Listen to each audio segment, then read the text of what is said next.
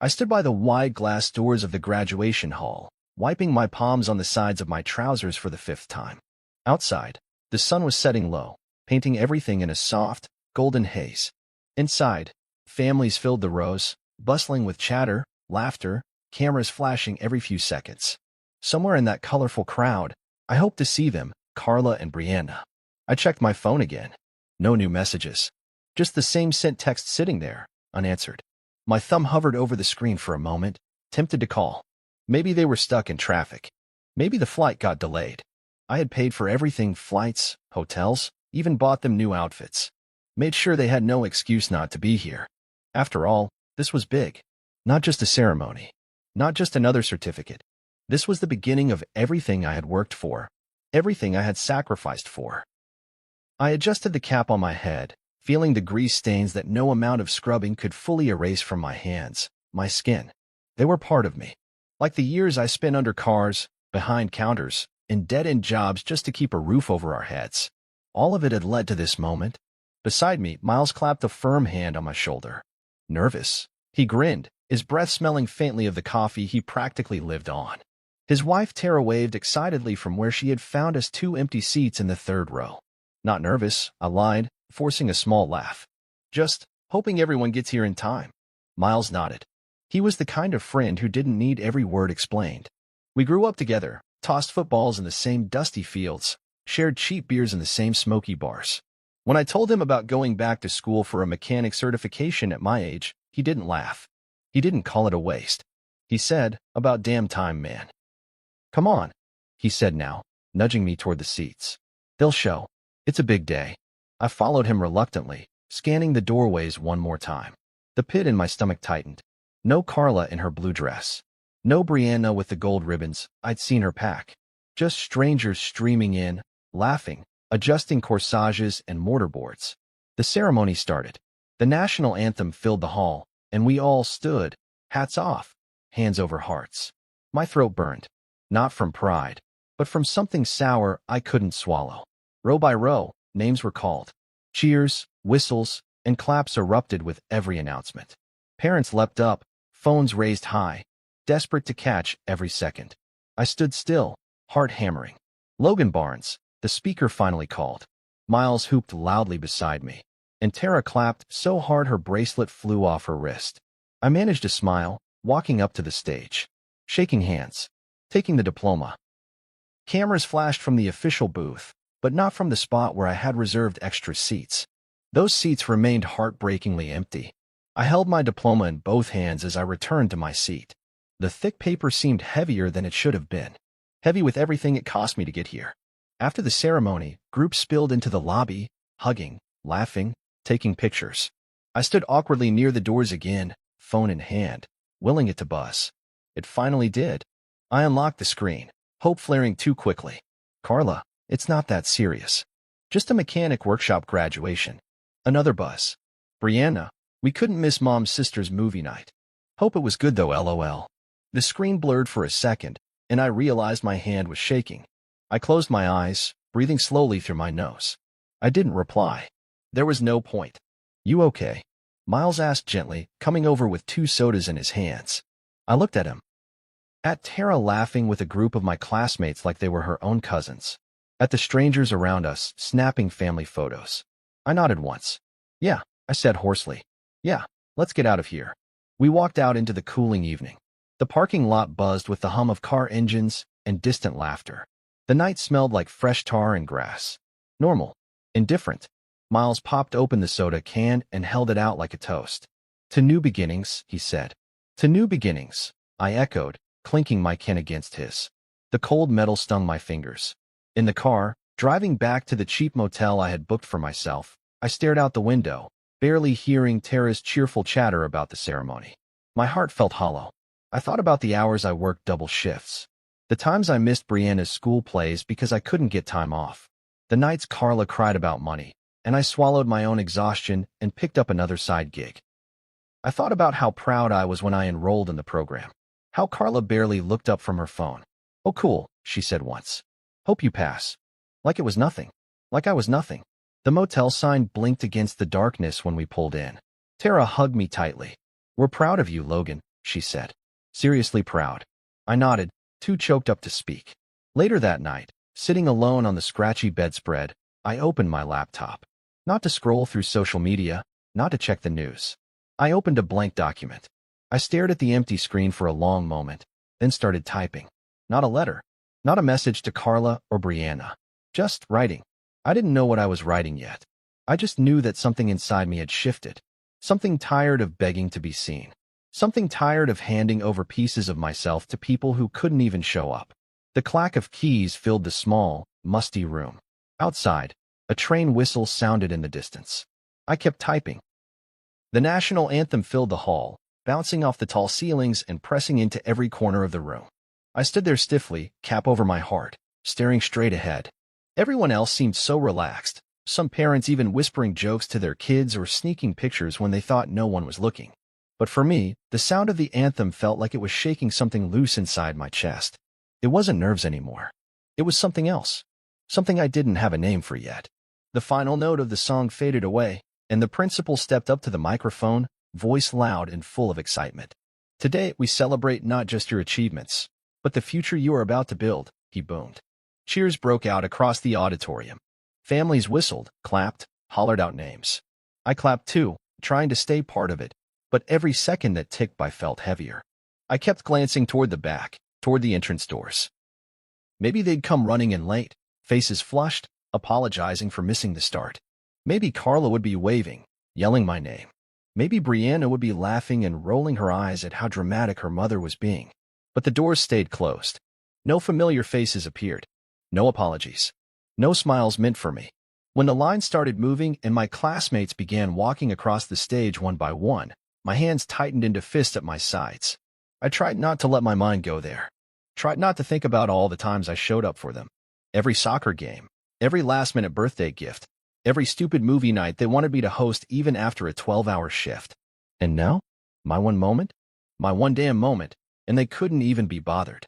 Logan Barnes, the announcer, called, and the hall filled with claps and polite cheers. I walked up the steps, the floor feeling strangely soft under my feet. My smile for the photographer was tight, almost mechanical. I took the diploma from the principal's hands, strong handshake, firm grip, and made my way back down, diploma clutched like it was my only anchor in the room. Miles caught my eye and whistled so loud it made a few people jump. Tara stood and cheered without a shred of embarrassment.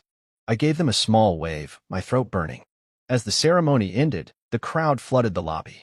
Families embraced their graduates, balloons bobbed against the ceiling, cameras flashed nonstop.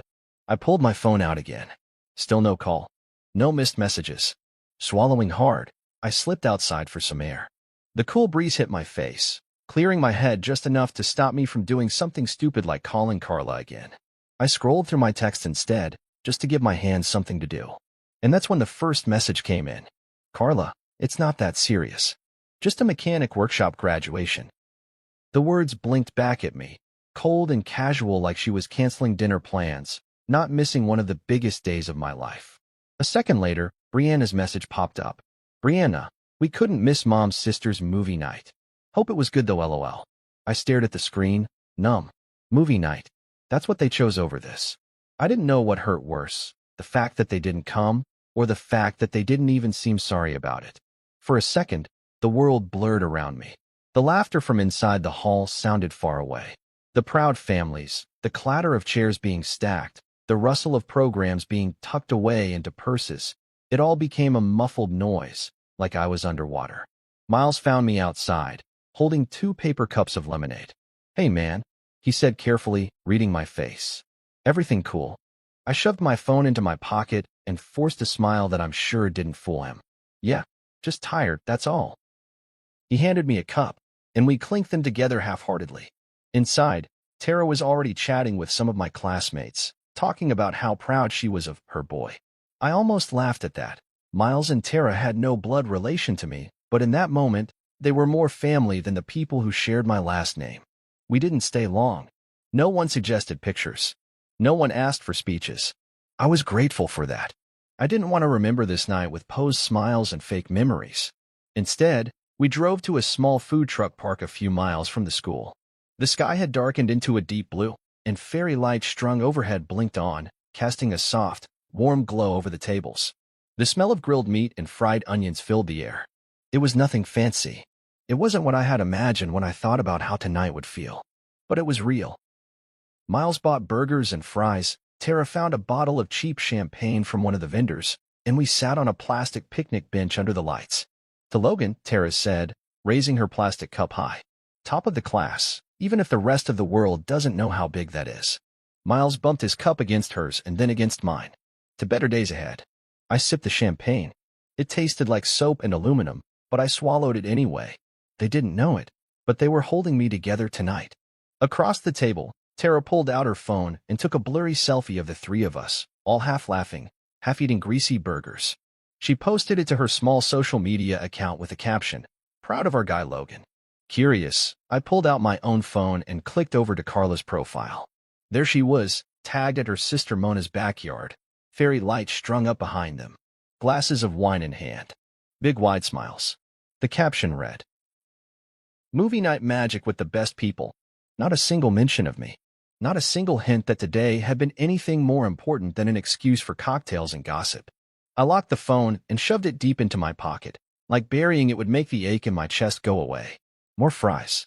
Miles asked, oblivious to my mood. "Yeah," I said quietly, taking a handful and stuffing them into my mouth just to keep myself from saying something bitter. We stayed there until the food trucks started closing down and the owners began sweeping the sidewalks. I thanked Miles and Tara a dozen times as they dropped me back at my motel. Inside, the room smelled faintly of old carpet and something chemical. I turned on the small lamp by the bed and sat down heavily. I should have cried. I should have screamed or thrown something. But instead, I sat there, staring at the wall, feeling empty. Then I remembered the laptop sitting in my backpack. Without thinking too hard, I pulled it out, set it on my knees, and opened a blank document. And I started writing. Not a message to Carla. Not a letter to Brianna. Not a confession. Just a story. About a man who gave everything for people who never saw him. About a man who learned, a little too late, that sometimes, when the applause doesn't come from the people you love, maybe it's time to find new people to clap with. The words poured out, not pretty or polished, but raw and real. And as the night deepened, for the first time all day, I didn't feel quite so alone. The motel room was cold that night. Even though I had cranked the heater up, the place still felt damp, like the walls themselves refused to warm up. I sat there for a long time, the soft hum of the heater filling the empty space, my laptop screen glowing on my lap. The words I had typed earlier sat there, unfinished. A story without an ending. I closed the laptop gently and set it aside on the nightstand. I wasn't ready to finish that story yet. Maybe I needed more time. Or maybe, deep down, I knew it wasn't really about writing some perfect story. It was about surviving the disappointment without letting it hollow me out completely. A knock at the door made me jump. I stood up, heart pounding, but when I looked through the peephole, it was only Miles, grinning and holding something behind his back. I opened the door, and he pushed past me like he owned the place. Tara followed, balancing a paper bag and a cheap bottle of champagne. "Surprise, graduate," Tara said, setting the bag down on the rickety table by the window. Miles revealed what he was hiding, a plastic-wrapped, slightly dented bottle of champagne he must have picked up from a gas station nearby. "We figured if the family won't celebrate you, we will," he said. I chuckled, shaking my head. "You didn't have to do all this." "We know," Tara said, pulling out 2 greasy-looking burgers and a mountain of fries. "That's why we wanted to." I watched them move around my tiny room like it was the grand ballroom of the Ritz. Tara even pulled a faded motel towel off the rack to use as a tablecloth, smoothing it over the table with a flourish. Miles popped the champagne with a loud pop. That made me flinch and sprayed a little onto the stained carpet. We all laughed, a real laugh this time, one that started low in my chest and shook itself free without permission. Tara raised her plastic cup. "To Logan Barnes, the smartest damn mechanic this side of the country." Miles chimed in, "To new beginnings, old friends, and the burgers that got us through the worst nights." I lifted my cup too. "And to the people who show up, no matter what." We clinked the cups together, and for a moment, the cheap champagne tasted sweeter than any vintage wine ever could. We ate and talked long into the night, sitting on the motel's creaky chairs, ignoring the musty smell and the buzzing neon sign outside. Miles told a story about the time we tried fixing up an old Dodge in high school and ended up blowing out the engine. Tara laughed so hard she nearly fell out of her chair. When they finally left, promising to meet me for breakfast in the morning, I stood at the door a while longer, watching them disappear into the parking lot. Their laughter echoed faintly as they got into their truck and drove off. I closed the door quietly behind me. For the first time since the ceremony, the silence didn't feel like a weight pressing down on my chest. It felt like space, open, wide, full of possibilities. I pulled out my phone, meaning to check the time, and instinctively opened Carla's social media page again. There she was, posted just an hour ago. Another picture with her sister Mona, this time under a string of fairy lights, wine glasses raised high. The caption read, "Sisters before misters. Movie night magic sparkles." There were likes, comments, heart emojis, but no mention of me. No hint that anything special had been missed tonight. No acknowledgement that her husband had walked across a stage today, diploma in hand, after years of working himself to the bone. I stared at the photo, my thumb hovering over the screen. I could have commented, could have sent something snide or bitter, could have pointed out what she was pretending not to see. But instead, I locked the phone and tossed it onto the bed. I wasn't going to beg for acknowledgement anymore. I wasn't going to keep chasing the scraps of affection they tossed at me when it was convenient. I turned back to my laptop, opened the story I had started earlier, and began to type again. Not about them. About me. About a man who learned that sometimes the people you think you can't live without are the very people holding you back from becoming the person you're meant to be. I wrote until my fingers ached, until my eyes blurred, until the first rays of dawn started creeping through the edges of the curtain. When I finally closed the laptop and set it down, I felt different. Not healed. Not yet. But steadier. I lay back on the stiff mattress, staring up at the ceiling, and made myself a promise. I wasn't going to waste another minute begging for people to be proud of me. I was going to build a life that didn't need their permission to be beautiful. Sleep found me sometime after that, deep and dreamless, the kind of sleep that only comes when you've finally made a decision that frees you. When I woke up hours later, the motel room still smelled like cheap food and cheap champagne, but I didn't mind. Today was a new day, and for the first time in a long time, I was ready to start it on my own terms. I don't know why that morning felt so different. Maybe it was the way the sunlight hit the worn-down carpet of the motel room. Or maybe it was something deeper, something that had finally snapped free inside me during the night. I sat at the little wooden table by the window, nursing a terrible cup of motel coffee, staring at my diploma laid out neatly across the table like it was a relic. My name was printed in bold letters. Logan Barnes, certified automotive technician. It wasn't a law degree. It wasn't a medical license. But to me, it was proof. Proof that every night I spent working back-to-back shifts, every holiday I missed, every time I patched a tire for $20 just to keep the lights on, it had all meant something. I ran my hand over the diploma, thinking way back. It wasn't just about yesterday's ceremony. It wasn't about a text message or even a missed plane. It was about years, a lifetime. I thought about the way Carla used to talk to me when we were younger.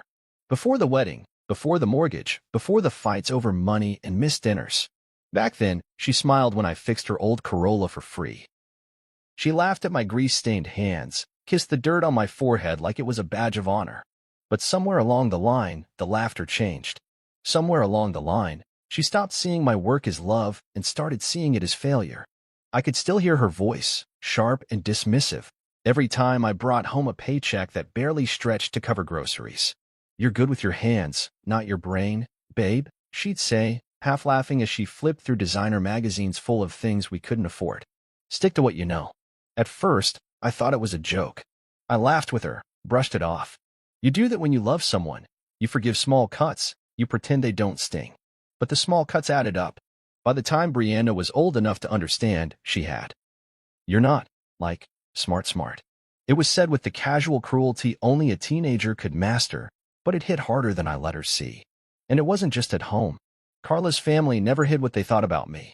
Mona, her sister, especially.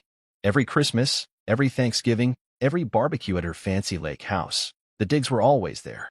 "Oh, Logan, still fixing people's cars? So cute. You're like a real-life handyman Barbie doll," she'd giggle, glass of wine in hand, while the others chuckled politely. I smiled through it. I always smiled through it. I told myself it didn't matter because I was building something. For them. For us. When I enrolled in the certification program, I thought maybe, just maybe, they'd see me differently. Carla barely looked up from her phone when I told her. Cool, she said flatly. Hope you pass. I told Brianna over breakfast one morning, excited, hoping for some signs she was proud of me. She barely mumbled a response, too busy texting her friends about some party. Every step I climbed alone. And yesterday had been the final proof. I stirred the terrible coffee absent-mindedly, the spoon clinking against the mug. My reflection stared back at me from the window, tired eyes, messy hair, the same old Logan. But not really. Not anymore. I realized something important as I sat there, listening to the cars rush by outside the motel. It wasn't just that they didn't respect me. It was that they never would. No matter how hard I worked. No matter how many paychecks I brought home. No matter how many dreams I built with my bare hands. To them, I would always be the man in the grease-stained cap. The handyman. The guy who wasn't smart. The one good enough to fix their broken stuff, but never good enough to be proud of.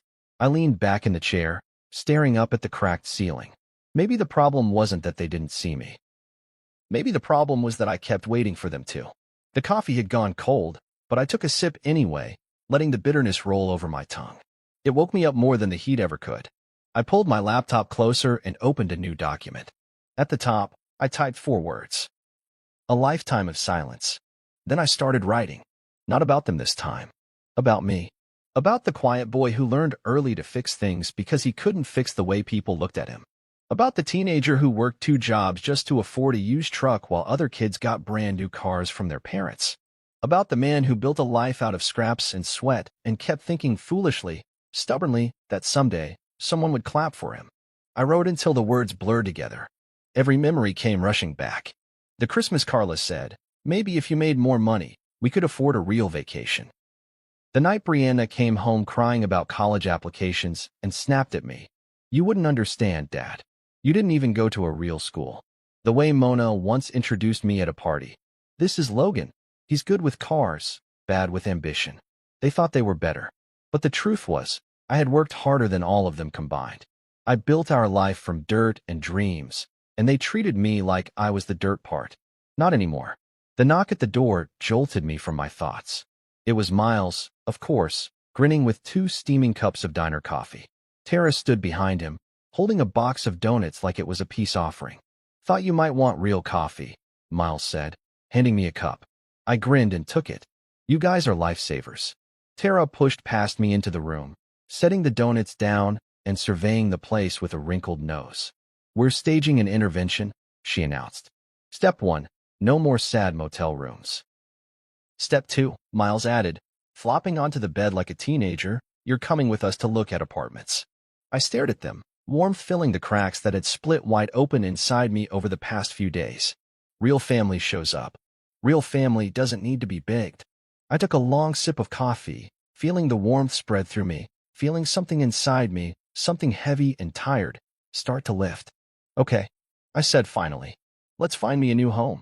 Miles hooped and Tara threw a donut at my head. I ducked, laughing for the first time that morning.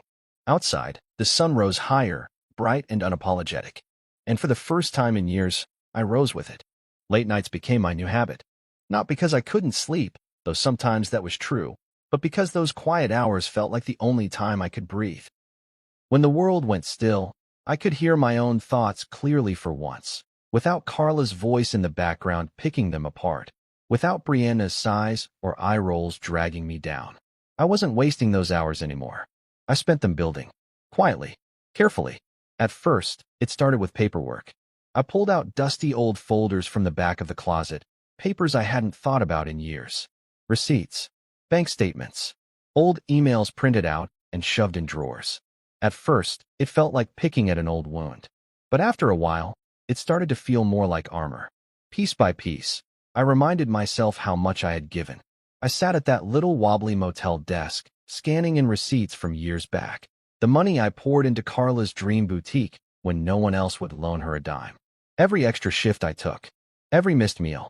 Every time I went without so she could buy mannequins, fancy shopping bags, overpriced shelving units she said were essential for the look.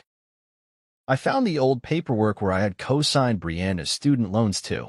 I remembered that day perfectly, her excitement, her hug, her quick, "Thanks, Dad," before she ran off with friends to celebrate. No one ever asked if I could afford it. No one cared about the risk I took tying my credit to hers. It was just expected, because that's what dads do, right? Sacrifice and smile. Except no one ever said thank you again. I wasn't collecting these things out of spite. I wasn't planning some grand act of revenge. Not yet. I just needed to see it all laid out in front of me. I needed to remind myself that I wasn't crazy, that I hadn't imagined the years of giving, the years of showing up when no one else did. By the end of the first week, I had built a file, a thick one, full of proof, full of memories, full of reminders of who I was when no one else was looking. Miles caught me one evening, hunched over a pile of papers in my new tiny apartment.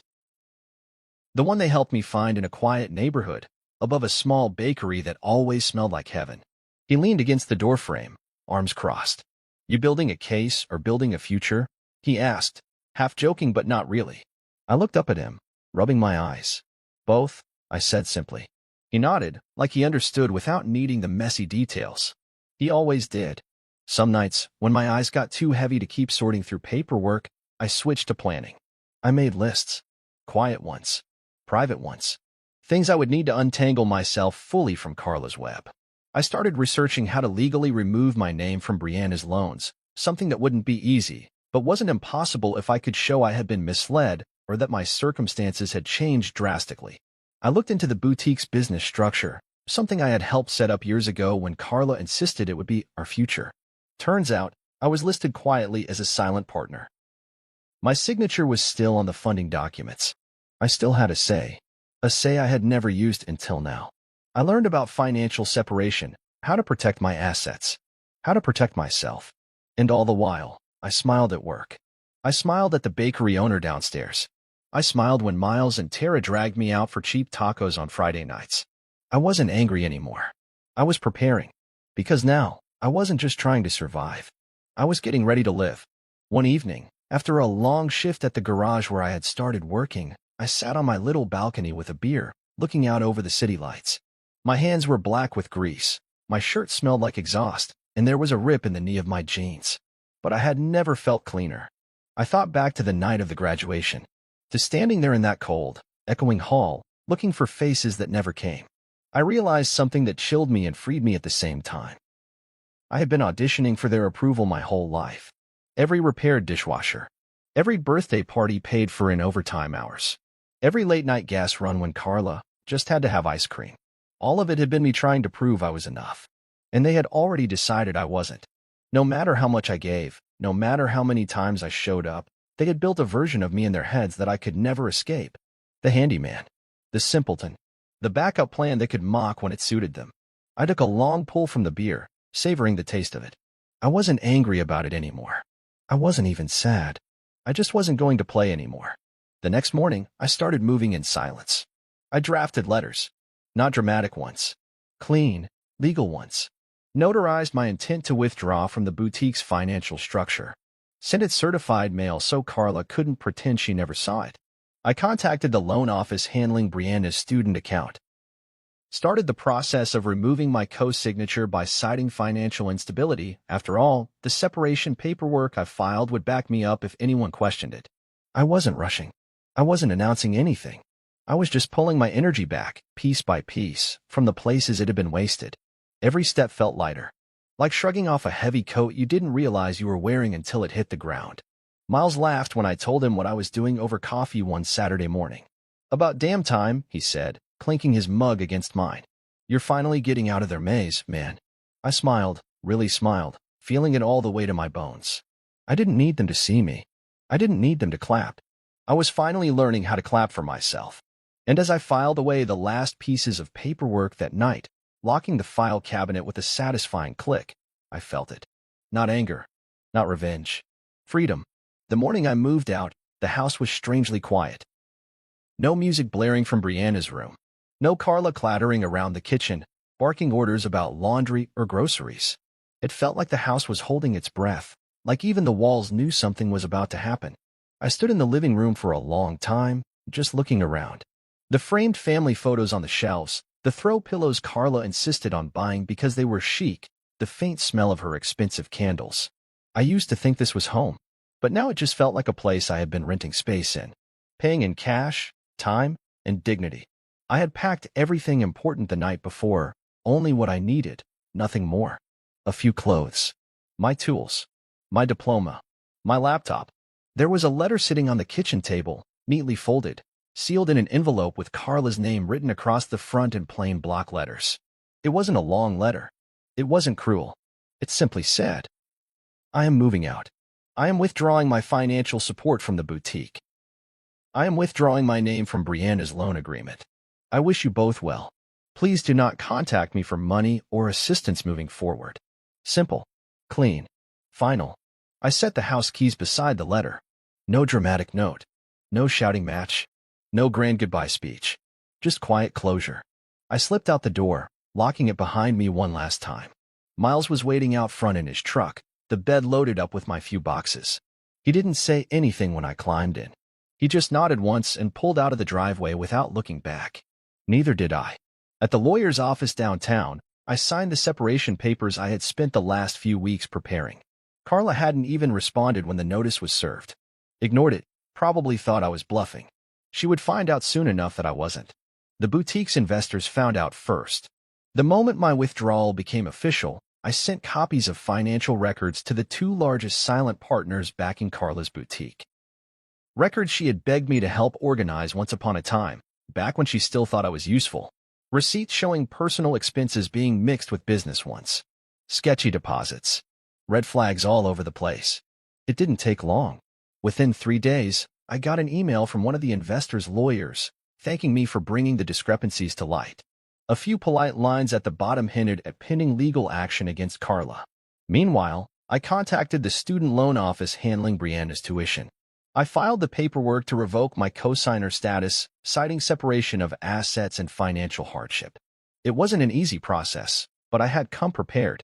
Legal separation documents. Pay stubs from my new, smaller salary after moving out. A formal statement outlining the broken family support structure. It would trigger a full review of Brianna's account. Without a cosigner, her loan balance would be considered delinquent. Her college would be notified. Deadlines would be set. Without warning, their carefully built tower, the boutique dreams, the college plans, the safe little world where I was expected to keep paying while they laughed at me behind closed doors, was starting to tilt. I didn't gloat. I didn't brag. I just kept moving forward. Miles and Tara helped me set up the small apartment over the bakery. It wasn't much, 1 bedroom, a tiny kitchen that barely fit a table and 2 chairs, but it felt more like home than the house ever did. We strung up a few photos, real ones. Pictures of me and Miles from high school, greasy and grinning with a busted old Dodge between us. Tara laughing with a burger in one hand and a beer in the other. A framed shot of me at the graduation ceremony, diploma in hand, smiling like a man who finally believed he was worth something. I found work easily. The owner of a respected auto shop in town, Mr. Jennings, had been at the graduation. He remembered my name. Remembered the speech I gave about work ethic and second chances. When I showed up in his office with my certificate and a willingness to start anywhere, even sweeping floors, he grinned and said, "Start Monday. We need men like you." Every day after that, I went to work early and stayed late. I learned every inch of that shop. I learned from the younger techs and the old-timers alike. I didn't act like I knew everything just because I had a diploma now. I earned my spot the way I always had, by showing up. I started saving every penny I could. At night, I kept writing.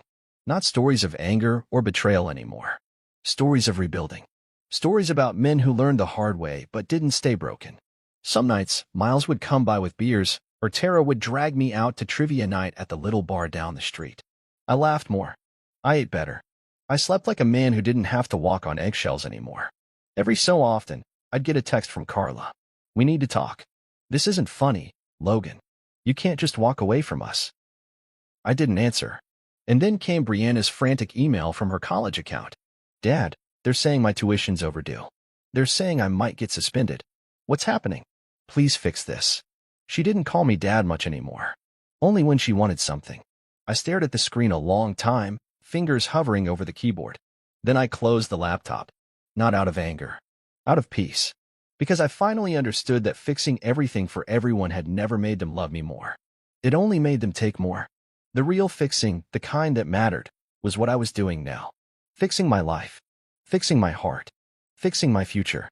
One deliberate step at a time. I didn't have to go looking for the fallout. It found me all on its own. At first, it was quiet. Just a few uneasy days where the text messages slowed, then stopped. No calls. No demands. No guilt trips. I kept my head down at work, taking extra shifts, learning everything Mr. Jennings was willing to teach me. The days passed in a blur of oil changes, tire rotations, transmission repairs. Honest work. Satisfying work. But the cracks in their world had started, and I didn't need front row seats to know it. One afternoon, about a month after I left, Miles walked into the garage waving his phone like it was on fire. "Man, you need to see this," he said, pulling me aside near the breakroom door. He showed me a picture from a local Facebook group, the boutique, Carla's Pride and Joy, papered up with foreclosure signs. Red letters screaming notice of default across the windows. I stared at it for a long time, feeling nothing at first. Just a strange, distant sense of watching something you knew was coming finally arrive. Like the first raindrop before a storm. Miles tucked the phone away, studying my face. "You okay?" I nodded slowly. "Yeah, I am." And I was. Because I hadn't torn her boutique apart. I hadn't sabotaged anything. I had just stepped away. And without my steady hands behind the scenes, without my late-night accounting, my hidden overtime money, my quiet forgiveness when she skimmed from the wrong accounts, the whole thing crumbled on its own. A few days later, Tara overheard more news at her job downtown. Apparently, Mona had tried to organize a family rescue plan for Carla, talking big about fundraising, investment drives, reaching out to important people to save her sister's reputation. But the truth was simple. Nobody wanted to touch it. Investors hated bad publicity. Suppliers hated unpaid invoices.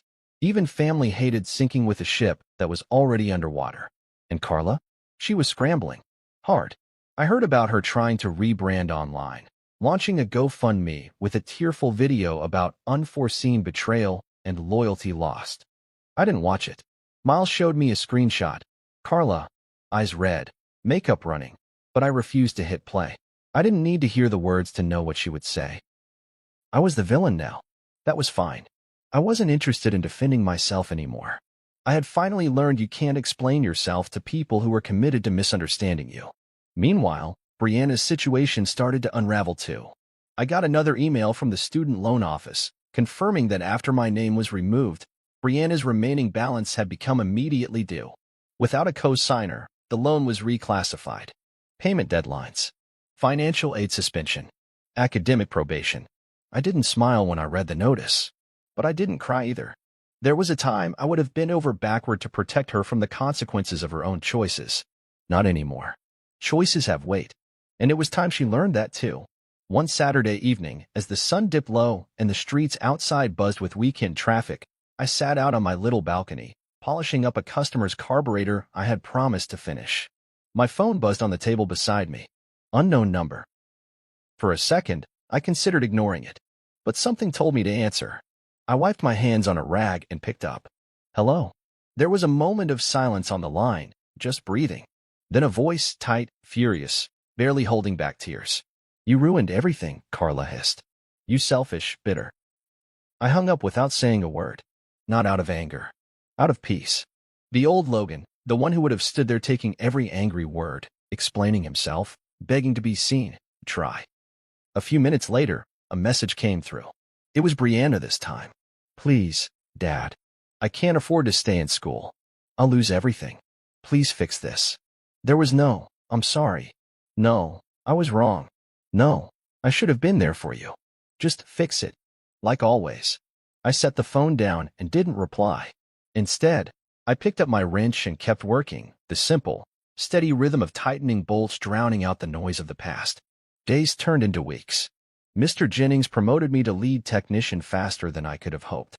Apparently, my work ethic hadn't gone unnoticed. I started training the newer guys, running diagnostics, handling bigger, more complicated jobs. I loved it. Loved the grease under my nails, the way a broken machine came roaring back to life under my hands. It was messy, tiring, honest work, and it was mine. Meanwhile, Carla's life kept slipping through her fingers. The boutique folded officially. Bankruptcy filings. Lawsuits from unpaid vendors. Ugly online reviews. Brianna was suspended from college, pending repayment of her overdue balance. Mona stopped posting glamorous family pictures. The life they had built, the one that had no room for a man like me, was showing cracks so big even strangers could see them. I didn't dance on the ruins. I didn't call to say, "I told you so." I didn't need to. The truth stood taller and louder than any speech I could have given. And the best part? I wasn't angry anymore. I was free. Every day, as I wiped the sweat from my brow and locked up the garage for the night, I felt it stronger. I hadn't just escaped a bad marriage. I had escaped the small, bitter version of myself that believed I had to earn love through sacrifice. I had learned to show up for myself the way I used to show up for everyone else. And as the summer deepened into crisp fall nights, I started dreaming bigger than I had in years. Dreaming about a shop of my own. A little place with my name on it. A place where I didn't have to be anything other than exactly who I was. Logan Barnes. Mechanic. Dreamer. Builder. Man who finally chose himself. It happened on a Wednesday evening, just as the sun dipped low and the city lights started flickering to life. I had just finished another long shift at the garage, my hands sore but my heart lighter than it had been in years. I was wiping down my tool cart, lost in the quiet rhythm of the work, when I heard the knock. At first, I thought it was just the bakery owner downstairs dropping off leftover pastries like she sometimes did. I smiled to myself, already imagining a slice of apple pie. But when I opened the door, it wasn't the bakery lady. It was Carla. And behind her, standing awkwardly, red-eyed and sniffling, was Brianna. They looked nothing like the polished, confident people I used to know. Carla's hair was frizzed at the ends, her makeup smudged like she hadn't slept. Brianna's once pristine college sweatshirt was wrinkled, her eyes swollen from crying. For a long moment, none of us said anything. Then Carla pushed past me into the apartment without waiting for an invitation. Brianna followed, hesitating only for a second before stepping inside. I closed the door softly behind them, not because I was letting them back in, but because I wanted this to end without a scene. Carla turned to me, arms crossed tight across her chest. "You have to fix this," she said, voice trembling but sharp. "You can't just abandon your family." Brianna, wiping at her nose with her sleeve, added between sobs, "Dad, please. I can't graduate if you don't help me. I'll lose everything. Please." I leaned against the counter, arms folded, watching them. I didn't yell. I didn't slam things. I just listened. Because for the first time, I realized how little they actually saw me, not even now, standing in front of them, with everything broken around them. To them, I was still just the fixer. The ATM. The background noise. Not a man. Not a person with limits. Just a tool they were upset had stopped working. Carla took a step closer, her eyes blazing. "You're still our family," she snapped, like it was a weapon. "You owe us." I tilted my head slightly, feeling the anger rise and then settle inside me like dust. "I owe you," I repeated softly. She opened her mouth to speak again, but I cut her off. I walked slowly over to the small fridge, pulled out a bottle of water, and set it on the table between us. "For the drive back," I said calmly. "You both look tired." They stared at me like I had spoken a different language. Brianna's face crumpled. "Dad, please," she whispered. "Please don't do this. I need you. I know I wasn't always nice. But I need you now." I sat down in the only chair I owned, the one by the little window that looked out over the street. And I spoke the truth I had been carrying for too long. "Family," I said slowly, "doesn't abandon each other for movie nights." Carla's mouth snapped shut. "Family doesn't laugh at you when you're working 2 jobs to pay their bills," I continued. "Family doesn't call you a disappointment behind your back while you're out there breaking your body to keep a roof over their heads." Neither of them said anything. The silence was heavier than anything they could have thrown at me. "You didn't just miss a ceremony," I said. "You missed the years leading up to it. You missed every moment I needed you. You missed every sign that I was drowning."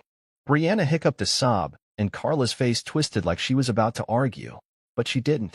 Maybe for once, even she knew there were no words good enough to cover the truth. I stood up, walked over to the door, and opened it. The cool evening air rushed in, crisp and sharp. "You made your choices," I said quietly. "Now you live with them." Carla glared at me, her lip curling. "You think you're better than us now?" I met her gaze evenly. "No," I said. "I just finally know my worth." Brianna stumbled past me first, sobbing into her sleeves. Carla hesitated for a second longer, like she might say something else. But whatever it was, she swallowed it back. She walked out without another word. I closed the door gently behind them and locked it. Not because I was afraid they'd come back, because it was time. I stood there for a while, breathing in the silence, feeling it settle around me like a warm blanket. This wasn't anger anymore. It was peace. I had always thought forgiveness was something you had to hand out like candy, something you gave even to the people who didn't deserve it, because it was the right thing to do. But now I understood forgiveness a little differently. Sometimes, forgiveness wasn't about fixing a relationship. Sometimes, it was about finally letting go of the hope that the people who hurt you would ever say they were sorry. Sometimes, forgiveness was closing the door, turning the key, and choosing your own peace over their chaos. I walked back to the kitchen, poured myself a glass of water, and sat by the window. Outside, the streetlights blinked on one by one, little beacons in the growing dark. I sipped my water slowly, watching them, and I smiled. Not because everything was perfect, not because the pain was magically gone, but because I knew, deep in my bones, that I had survived. And better yet, I was just getting started. The days after that night felt different. Lighter somehow, like I had been carrying a weight I didn't even realize until it finally slid off my shoulders. I kept working at the shop, kept saving my money, kept minding my own business. No drama, no fights, no chasing anyone who had long ago decided to walk away. Miles and Tara showed up often, just like they always did. We started a little tradition, Friday night burgers at the old diner downtown. Greasy food, bad coffee, and laughter so loud it made the waitress roll her eyes at us. They weren't just friends anymore. They were family. Real family. The kind that showed up without needing a reason. The kind that didn't see you as a backup plan or a punching bag. One evening, a few months after Carla and Brianna came to my door, I found myself standing outside a rundown little auto shop on the edge of town. The for lease sign had been up for a while, the building forgotten, gathering dust and graffiti. But I saw something different. I saw potential. I saw a future I could build with my own two hands. I called the number on the sign and arranged a meeting with the owner the next morning. It wasn't perfect. The roof leaked. The office smelled like old coffee and mildew. The garage doors groaned when they opened. But it was cheap, manageable, and most importantly, it would be mine. By the following week, the lease papers were signed. Keys jingled in my pocket as I stood in the middle of the empty garage, the sunlight spilling through the cracks like promises. I was finally standing inside a dream I thought I would never have the right to chase. And I wasn't alone. Miles showed up the first Saturday with 2 toolboxes and a case of beer. Tara brought sandwiches and folding chairs. We scrubbed the floors, patched the leaks, painted the walls. We laughed when the paint rollers kept falling apart, swore when the lights shorted out twice in a row, cheered when the new sign finally arrived. A simple, clean metal rectangle that read, Barnes Auto Repair. No frills. No fancy slogans. Just the truth. Barnes. Me. I cried a little when the sign went up. No one said anything. Tara just squeezed my shoulder and handed me another sandwich. The first few weeks were slow. A few oil changes. A brake job here and there. Mostly friends of friends who wanted to support me. But word spread. People liked good work done by honest hands. And I had nothing left to prove except the quality of my work. One afternoon, while I was fixing a radiator leak, Tara pulled up with a small box in her hands. "Got something for you," she said, grinning. I wiped my hands on a rag and opened it. Inside was a keychain, simple, silver, smooth to the touch. On it were the words, "Family isn't blood. It's loyalty." I ran my thumb over the engraving, my throat tightening. I looked at her, at Miles leaning against the truck with his arms folded, grinning like an idiot. And I realized this was what real love looked like. Not words shouted across the kitchen table in anger. Not hollow promises made when it was convenient. Not loyalty demanded only when it served someone else. This was love given freely. No strings. No debts. Just love. I hooked the keychain onto my shop keys and held it up proudly. "Best damn gift I ever got," I said, my voice rough. Tara teared up and shoved a sandwich into my hand to cover it. That night, I sat on the back steps of the garage, looking out over the parking lot that was still half empty but full of dreams anyway. And I thought about all the years I spent chasing people who never saw me. All the times I twisted myself into not trying to be enough. All the ways I made myself small so they could feel big. No more. I had found my real family. And I had found myself. Not in their approval. Not in their forgiveness. But in my own hard work. In my own belief that I was enough exactly as I was. Miles and Tara stayed late that night, helping me map out ideas for a small waiting room. Maybe even a coffee machine, Tara joked. Maybe a little shelf with free air fresheners shaped like pine trees. Simple dreams. Good dreams. Dreams built not for show, but for real life. I wasn't rich. I wasn't famous. But I was proud. And for the first time, that was enough. Later, as we sat on the curb sharing cheap pizza straight from the box, Miles raised his beer. To Logan Barnes, he said. To doing it your way. Tara lifted her bottle too. To real family, she added, smiling wide. I lifted mine. To loyalty, I said quietly. We clinked bottles under the stars, the city buzzing faintly around us. No fairy lights. No fancy parties. No speeches. Just three people who chose each other. And I realized then that this messy, greasy, beautiful life was the life I was meant to live. No begging. No pretending. Just building something real, one bolt, one laugh, one moment at a time. The grand opening wasn't grand in the way most people think. There were no red carpets, no speeches from local officials, no banners stretched across the sky. There was a small fold-out table from the bakery downstairs, covered in plastic cups of lemonade and a few trays of homemade cookies. Tara had insisted on that part. There were mismatched folding chairs scattered around the lot. A few balloons tied to the rusty fence, flapping wildly in the wind like they were just as excited as we were. And there were people.